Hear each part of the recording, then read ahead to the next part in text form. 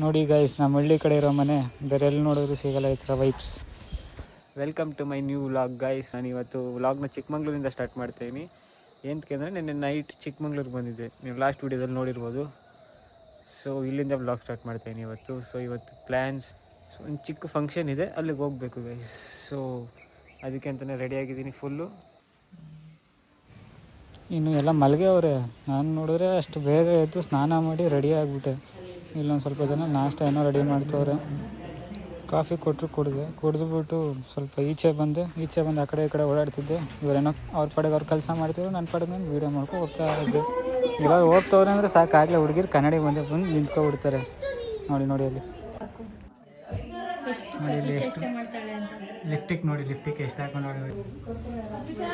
ಸ್ವಲ್ಪ ಪೂಜೆ ಮಾಡಬೇಕಿತ್ತು. ಎಲ್ಲ ಪೂಜೆ ಮಾಡಿಬಿಟ್ಟು ನಮ್ಮ ಅಕ್ಕವ್ರಿಗೂ ಹೋಗಿ ಅಲ್ಲೂ ಪೂಜೆ ಮಾಡಬೇಕಿತ್ತು. ಅದಕ್ಕೆ ಹೊರಟ್ವಿ ಕಾರಲ್ಲೆಲ್ಲ ಊರಿಗೆ. ನಮ್ಮ ಅಕ್ಕವ್ರ ಹತ್ರ ಬಂದ್ವಿ ಗೈಸ್. ಸೊ ನೋಡಿ ಅವ್ರ ಮನೆ ಇದು. ಆದರೂ ಏನೇ ಹೇಳ್ರಿ, ಹಳ್ಳಿ ಮನೆ ಅಂದರೆ ಹಳ್ಳಿ ಮನೆಯೇ. ಈ ಥರ ವೈಬ್ಸ್ ಎಲ್ಲೂ ಸಿಗೋಲ್ಲ ಗೈಸ್. ನೀವು ಹಳ್ಳಿ ಕಡೆ ಇರೋದಾದ್ರೆ ಒಂದು ಕಮೆಂಟ್ ಹಾಕಿ, ನೋಡು ಎಷ್ಟು ಜನ ಹಳ್ಳಿ ವೈಬ್ಸ್ ಎಂಜಾಯ್ ಮಾಡಿದ್ದೀರಾ ಅಂತ. ಇಷ್ಟೇ ಇವತ್ತಿನ ವ್ಲಾಗ್. ಸಿಗುವ ಮುಂದಿನ ವ್ಲಾಗಲ್ಲಿ ಅಷ್ಟೇ.